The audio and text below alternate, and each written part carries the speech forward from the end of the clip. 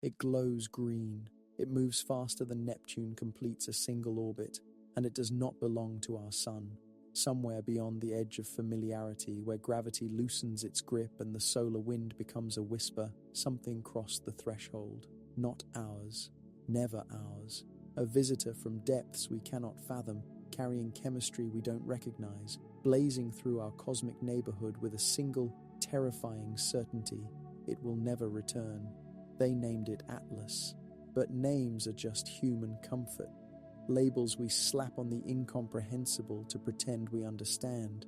The truth: we're watching something that has traveled through the void between stars, a messenger from systems that died before Earth learned to breathe.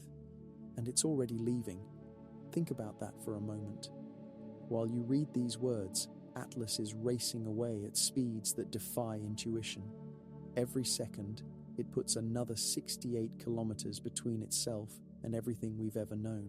Every hour it travels farther than most humans will journey in their entire lives. The question isn't where it came from. The question is, what does it know that we don't? What secrets are locked in that nucleus of ancient ice? What chemical signatures, frozen for millions of years, are now sublimating into the void, releasing data we may never fully decode? And perhaps most haunting of all, are we the first to see it, or just the latest in a chain of civilizations watching it pass? March 2025, a telescope array in Hawaii blinks to life, automated, unblinking, hunting for threats humanity might never see coming. The Asteroid Terrestrial Impact Last Alert System, ATLAS, designed to catch Earth killers before they catch us. It sweeps the sky like a lighthouse searching for shipwrecks that haven't happened yet. 4 stations scattered across the globe, operating in concert, comparing images night after night, flagging anything that moves against the stellar backdrop. And that night, it found something. At first, a smudge, a pixel anomaly in digital sky surveys, 4 astronomical units from the Sun, roughly the distance to Jupiter's orbit. Something faint pulsed against the stellar backdrop. The algorithms flagged it, calculated trajectory, ran simulations. The computers didn't hesitate. They simply reported what the math demanded: hyperbolic orbit, eccentricity greater than 1.0, origin extrasolar. Then the word dropped into inboxes across observatories worldwide: interstellar, not asteroid, not periodic comet returning from the Kuiper Belt, not some familiar rock on a well-worn path around our sun. Interstellar. The third confirmed object from beyond our solar cradle, hence the designation Comet 3 I/Atlas, the I standing for interstellar, a letter that rewrites everything, a classification that transforms a routine observation into a cosmic event. Within hours, telescopes pivoted, scientists scrambled, conference calls erupted across time zones, because objects like this, true wanderers from alien star systems, appear once a decade if we're lucky, twice in a lifetime if you're blessed. They're cosmic lottery tickets, fragments of other worlds, evidence that out there in the crushing silence between suns, entire architectures of ice and rock drift like ghosts, carrying the memories of stars we'll never see. Oumuamua was the first in 2017, a tumbling mystery that sparked theories ranging from hydrogen icebergs to alien probes.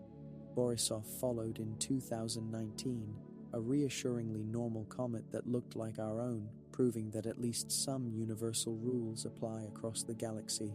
And now Atlas, the third visitor, the strange one. But Atlas wasn't behaving like the others. It wasn't waiting politely for the sun's warmth to gradually coax its ices into activity. It had already begun its transformation, already ignited into brilliance far earlier than any model predicted.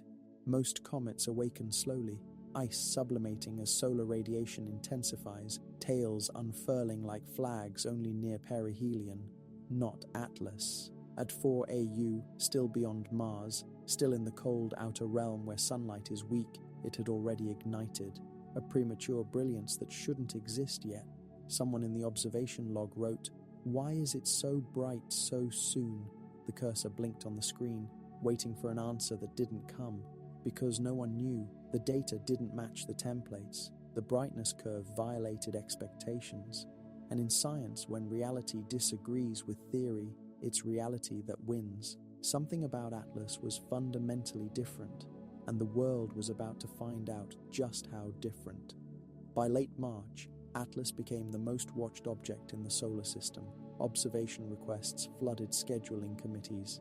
Telescope time, precious, fought over, allocated months in advance, was suddenly reshuffled. Graduate students abandoned sleep. Veterans emerged from retirement, unable to resist the siren call of fresh mystery, and the more they watched, the stranger it became. The first anomaly, luminosity. Comets follow predictable brightness curves. Distance from the sun determines volatility. Volatility determines glow. Astronomers have equations for this, models refined over centuries of observations. Input: the comet's size, composition, and solar distance. Output: its expected magnitude. Atlas ignored the script. Photometric readings showed it burning 6 times brighter than models predicted for its distance and size. Not dimmer, which might suggest a smaller nucleus or less volatile composition. Brighter, significantly, undeniably brighter. 6 times. Not a rounding error, not instrument noise, not a calibration problem or atmospheric distortion. A fundamental mismatch between expectation and reality.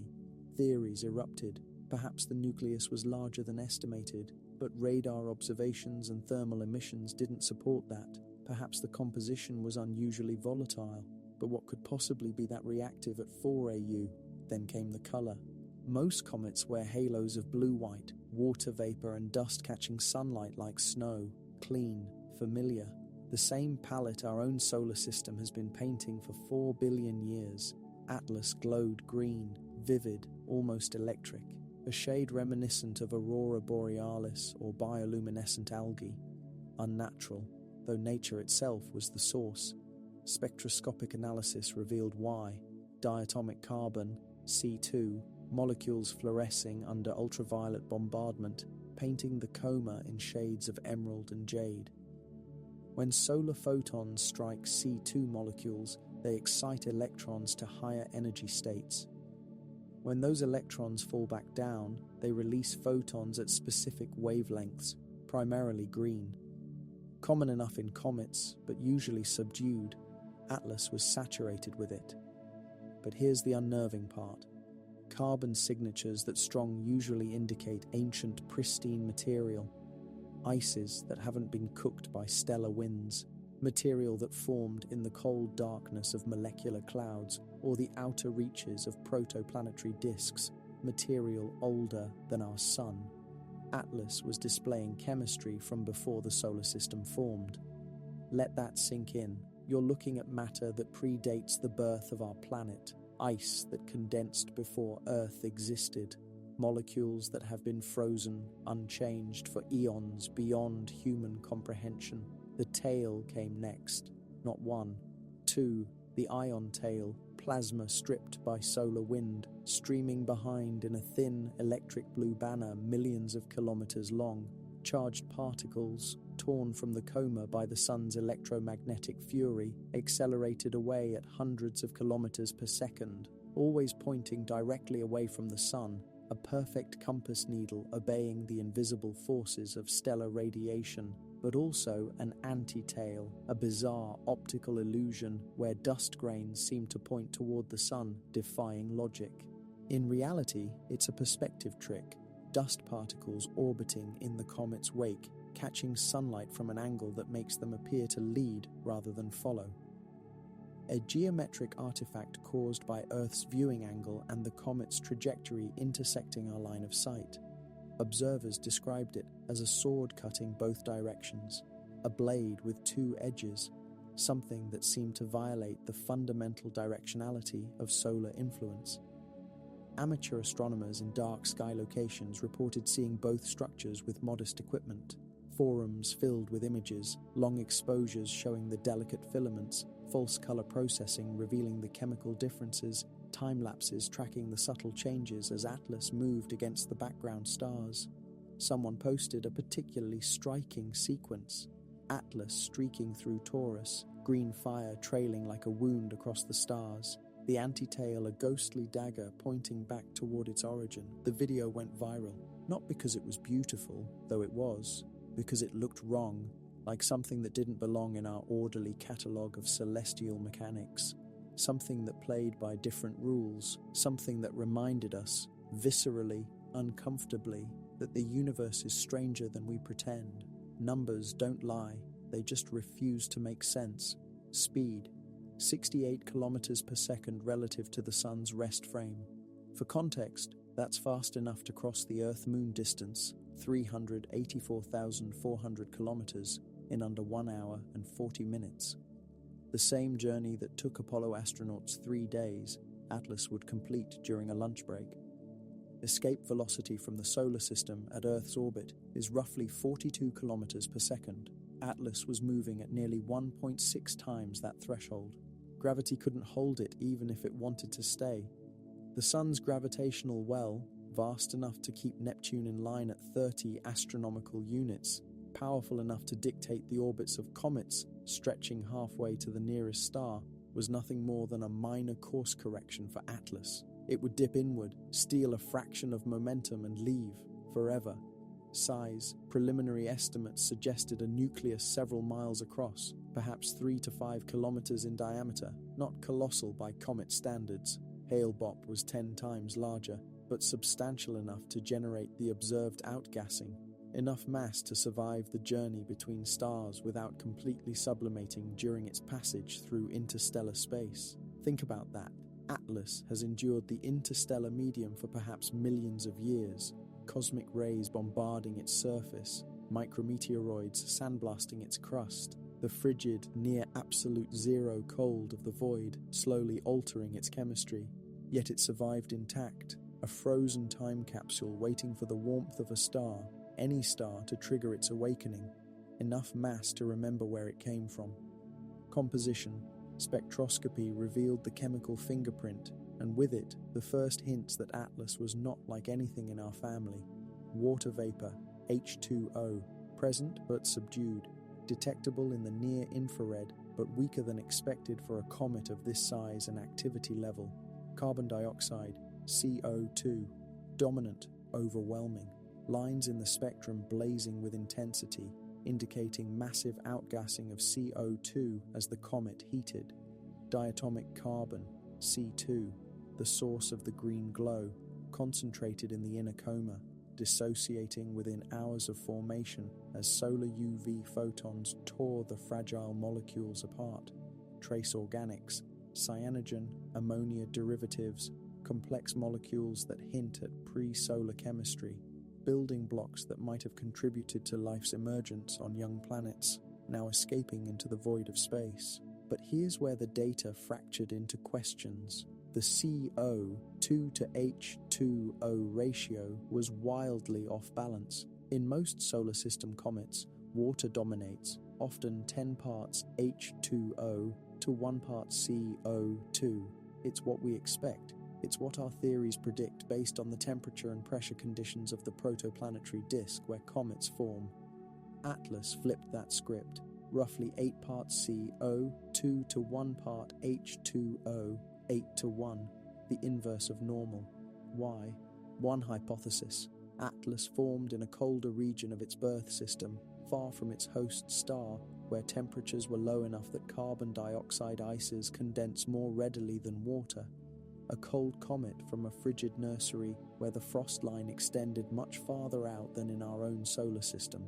Another hypothesis. It's older than our sun, a relic from molecular clouds predating stellar ignition, carrying ratios we've never catalogued because we've never had access to truly primordial material. Everything in our solar system has been processed, altered, cooked by 4 billion years of stellar radiation. Atlas might represent a snapshot of chemistry from the universe's infancy. A third, darker hypothesis. It's a fragment, a shard of something larger that shattered during ejection, the broken remains of a world that no longer exists. Imagine a Kuiper belt object in another system, quietly orbiting its star for billions of years. Then catastrophe, a close encounter with a rogue planet, a stellar flyby, a massive gravitational disruption.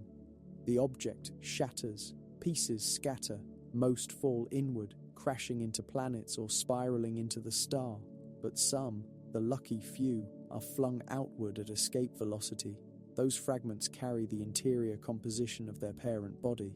If that body was layered, water-rich crust over a CO2-rich mantle, then the fragments would display exactly the chemistry we're seeing.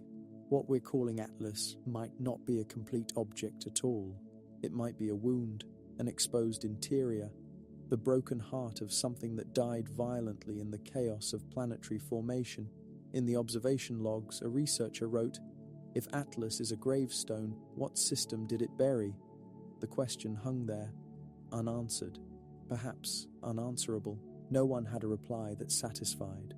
The world mobilized.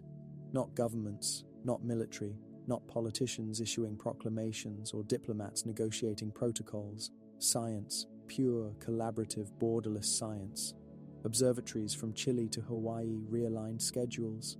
The Very Large Telescope in Paranal, the Keck Observatory on Mauna Kea, the Subaru Telescope with its exquisite optics, all carved out time for Atlas.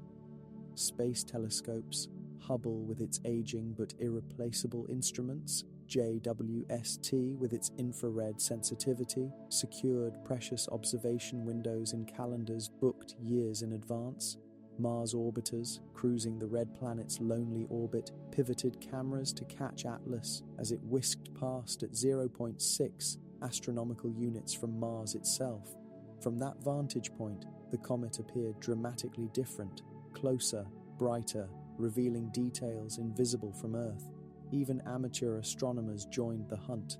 Backyard telescopes in suburbs and deserts, webcams duct taped to eyepieces, tracking software syncing with international databases, retirees in Arizona, students in Australia, hobbyists in Japan, all contributing data points, images, measurements.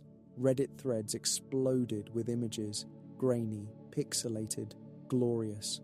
The green smudge drifting through Gemini, then Leo, then Virgo. Long exposure photographs capturing tail structures too faint for the human eye. False color composites revealing chemical gradients within the coma. Everyone wanted to see it because everyone knew this was temporary. Atlas was on a hyperbolic trajectory, an open curve, not a closed ellipse. It would swing past the sun once, leach a fraction of warmth, shed billions of tons of ice into space, and vanish into the interstellar void forever. No return journey, no encore, no second chance. Closest approach to the Sun, 0.4 astronomical units inside Mercury's orbit, scheduled for mid-April 2025. Visible window for peak brightness, roughly 2 weeks. 2 weeks to capture everything. 2 weeks to analyze spectral lines, measure outgassing rates, track fragmentation events, document this cosmic visitor before it disappeared forever. After that, it would fade, dimension, dissolve into the black like a whisper swallowed by a storm. The coma, the glowing cloud of gas and dust surrounding the nucleus, expanded to over 100,000 kilometers in diameter, larger than Jupiter, a ghostly sphere of green luminescence, fluorescing as solar photons tore molecules apart and excited their electrons into visible light. Within that glow, complex chemistry unfolded, molecules colliding, dissociating, recombining. A temporary atmosphere born from ancient ice, the tail stretched over 10 million kilometers, a banner unfurling behind the comet like the train of a celestial gown. Dust particles, microscopically small, reflecting sunlight in a soft gradient. Gold near the nucleus where large grains predominated, fading to silver at the edges where radiation pressure had blown the finest particles into gossamer streams. Photographers captured it rising over mountains, over oceans, over cities drowning in light pollution, where Atlas punched through the glow like a rebel star refusing to be ignored. An astrophotographer in New Zealand spent 3 nights tracking Atlas as it climbed above the Southern Alps. The resulting image, comet, mountains, Milky Way, became iconic, a reminder that we inhabit a universe of motion where nothing is truly permanent, where even the sky changes if you watch long enough. And in the data streams, buried in spectral lines and photometric curves, scientists began to see the full picture. This wasn't just a comet, it was an archive, a frozen library from another system carrying isotopic ratios, mineral signatures, and organic molecules that predated the Sun itself. Every outgassing event released clues, every spectral line told a story, every measurement added context to the narrative of how planetary systems form, evolve, and sometimes violently eject their contents into the galaxy. But stories need context, and Atlas offered none. No catalogue of its birth system, no record of the star it once orbited, no coordinates for home, just chemistry, just motion, just the mute testimony of ice and carbon. April 10th, 2025, a paper drops on Arquantia, the preprint server where astronomical discoveries first see daylight before formal peer review. Title: Chemical Anomalies in Interstellar Comet 3, I/Atlas. Implications for formation environment and ejection mechanism. The abstract is dry, academic, peer-reviewed caution wrapped in jargon. Sentences built with the careful neutrality that scientists use when they're reporting something they don't fully understand but can't ignore. But buried in Table 3, a single line detonates everything. It's not just different, it's alien. Borisov, discovered in 2019 by amateur astronomer Gennady Borisov, was the first confirmed interstellar comet. Scientists rushed to observe it, eager to compare an extrasolar comet with our own, and what they found was familiar, reassuringly normal. Borisov looked like our comets, behaved like them, water-rich, with familiar dust-to-gas ratios, a cosmic cousin.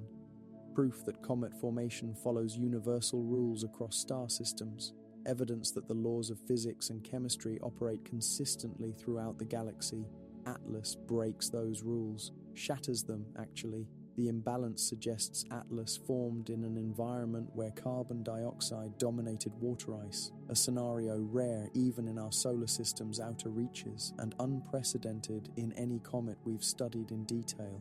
Perhaps it originated in a system with a cooler protoplanetary disk, where temperatures never rose enough to sublimate CO2, preferentially during the early epochs of planetary formation, where the frost line, the boundary beyond which water ice can condense, was pushed dramatically inward, creating a chemical gradient completely unlike our own. Or maybe it's older, pre-stellar, molecular clouds, the vast cold nebulae where stars are born, contain ices of every variety. These clouds drift through the galaxy, occasionally collapsing under their own gravity to ignite fusion and create new solar systems. But before that collapse, before the heat of stellar birth, ices condense on dust grains in the frigid darkness. If Atlas predates its host star's ignition, it might carry primordial chemistry unaltered by stellar radiation, a time capsule from the universe's infancy, ice that remembers the conditions of the galaxy billions of years ago. Consider the implications. We might be analyzing material older than any object in our solar system, older than Earth, older than the Sun itself. But there's another possibility, one the paper doesn't say outright, but implies in careful language buried in the discussion section: fragmentation. Atlas might be a shard of a dwarf planet or large Kuiper belt analog ejected during a violent gravitational encounter. Planetary systems are chaotic during their youth. Giant planets migrate, orbits destabilize, close encounters scatter debris like shrapnel from an explosion. If Atlas's parent body was layered, water near the surface, CO2-rich ices in the mantle, perhaps a rocky core below, then a catastrophic breakup could have exposed the interior.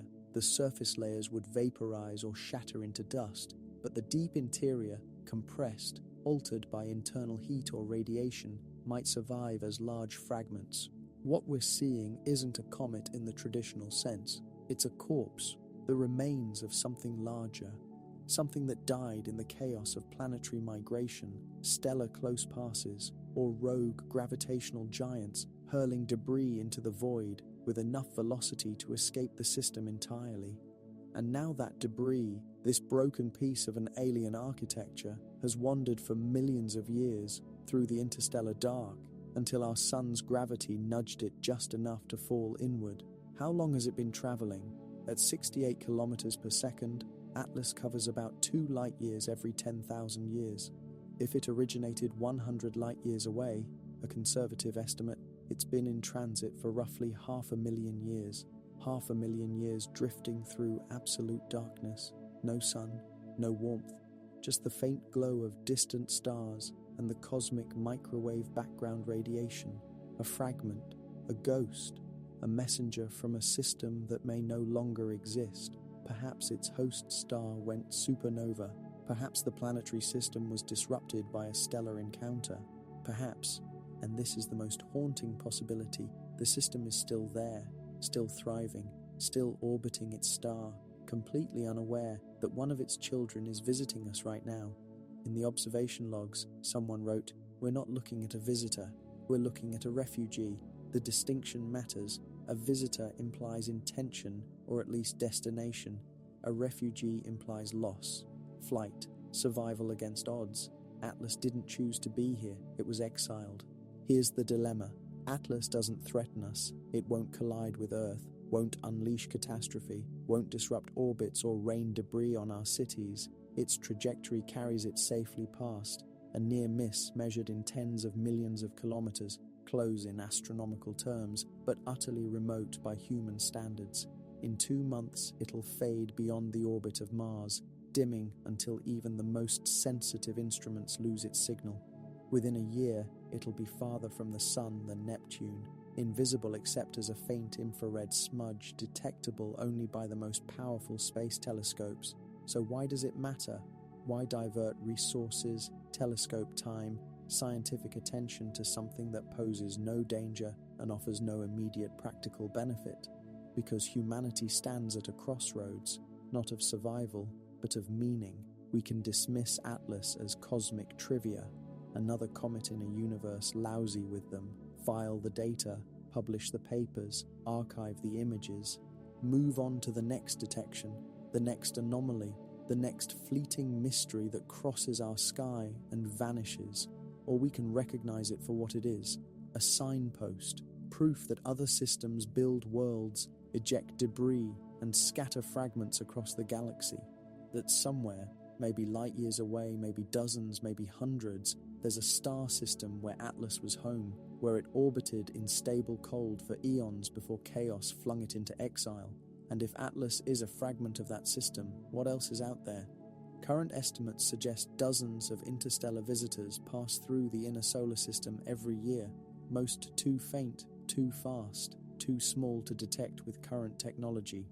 We've only caught 3, Oumuamua, the tumbling enigma that sparked 1,000 theories, Borisov, the familiar cousin that reassured us, and now Atlas, the chemical rebel that confounds us. 3 data points, not enough to draw conclusions, barely enough to sketch a hypothesis, but enough to suggest a pattern. Interstellar space is not empty, it's a graveyard and a highway, a slow-motion diaspora of planetary shrapnel wandering between stars, carrying the fingerprints of dead or distant worlds. A galaxy-wide debris field created by billions of years of planetary formation, migration, and destruction.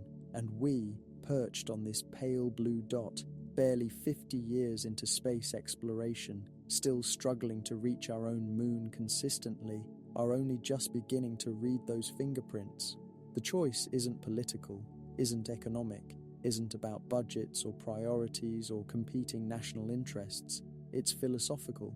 Do we treat the cosmos as a curiosity, a pretty backdrop to our terrestrial dramas, nice to look at but fundamentally separate from our daily concerns? Or do we see it as a mirror, reflecting truths about impermanence, scale, and our staggering isolation in an incomprehensibly vast universe? Because Atlas doesn't care, it's not here for us, didn't choose this trajectory, doesn't know we exist, won't remember passing through our system any more than a river remembers a single stone in its bed. It's just passing through, obeying the cold mathematics of gravity and momentum, following a path determined millions of years ago by circumstances we'll never fully understand. And when it's gone, when the green glow fades and the tail dissolves and the telescopes pivot to the next transient spark, The universe will not pause. It will continue its slow, indifferent churn. Stars will ignite and die. Planets will form and shatter. Comets will wander and fade, with or without us watching, with or without us caring. The question is, what will we do with what we've learned? Will we treat Atlas as a data point to be filed away, or as a teacher revealing uncomfortable truths about our place in the cosmos? Will we use this knowledge to refine our theories, or to humble our assumptions?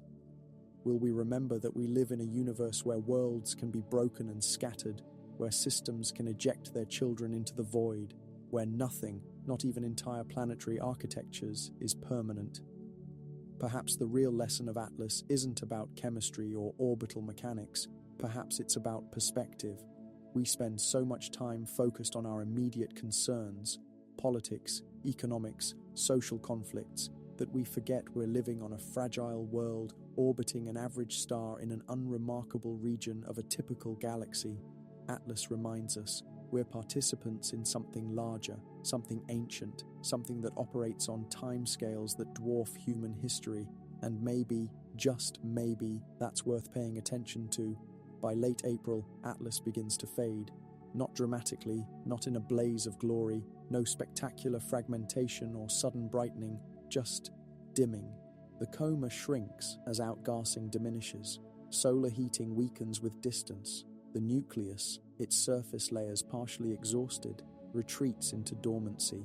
The tail frays at its edges, dust particles dispersing according to the patient mathematics of orbital mechanics. The green glow, that eerie electric luminescence that captivated millions, dulls to a whisper.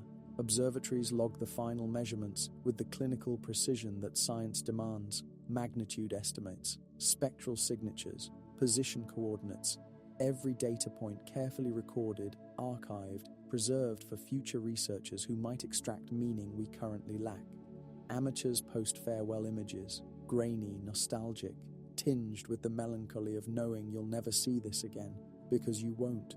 One photographer in Chile captures the last easily visible image: Atlas as a faint green smudge near the horizon, the Milky Way arcing overhead, as if the galaxy itself is bidding farewell to one of its wandering children.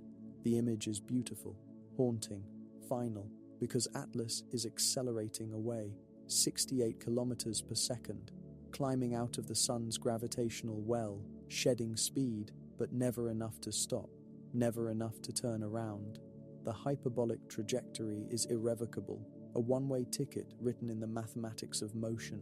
In 6 months, it'll pass Neptune's orbit, returning to the cold outer realm where sunlight is merely the brightest star in a field of distant suns. In a year, the Kuiper Belt, that vast disk of icy debris marking the solar system's edge, will fall behind.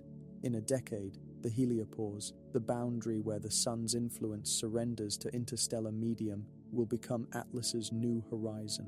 And then, silence, darkness, the endless, patient void. It will drift for millennia, millions of years, perhaps tens of millions, moving through the space between stars at a pace that makes glaciers seem frantic.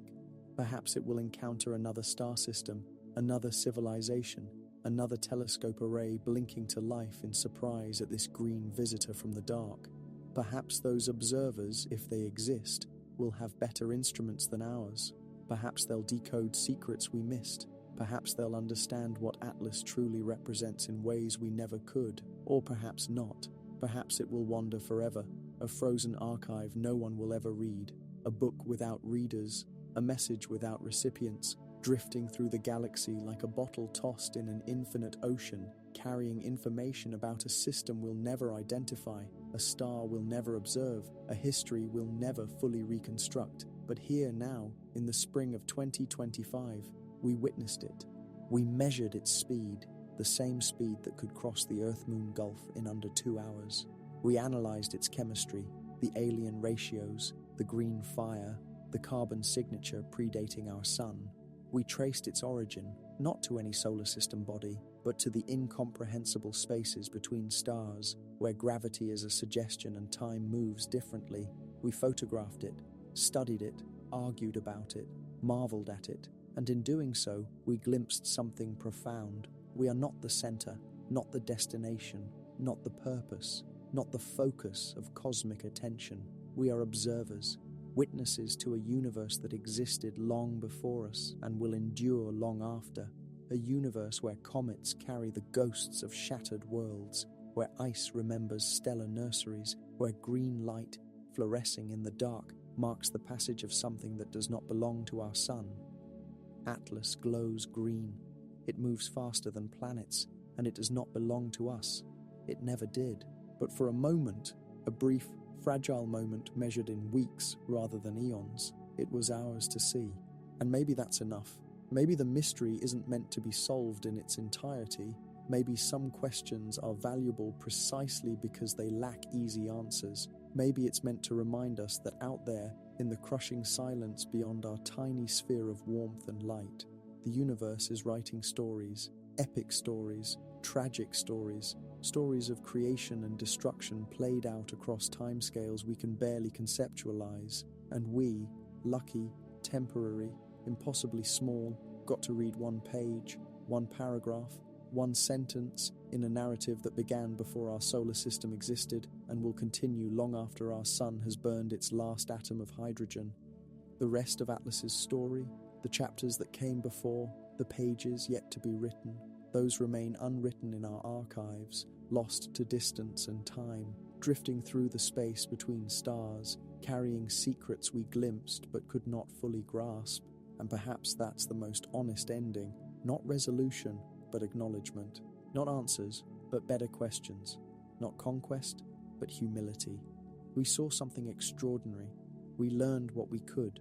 We admitted what we couldn't. And then we watched it go, back into the dark, back into the silence, back into the vast, indifferent cosmos that made it and will outlast us all. But before Atlas fades completely from our instruments, before it becomes just another catalogue entry gathering digital dust in astronomical databases, it leaves us with one final gift: perspective. A reminder that our sun is one star among billions, our solar system one architecture among countless others, our planet one world in an incomprehensibly vast universe filled with mysteries we're only beginning to detect. Atlas came from somewhere. It's going somewhere else. And we, fortunate enough to be here now with the technology to see it, were granted a glimpse of the cosmic machinery that operates in the spaces between our daily concerns. The green glow fades, the data files close, the telescopes turn to other targets, but the questions remain, waiting in the space between stars.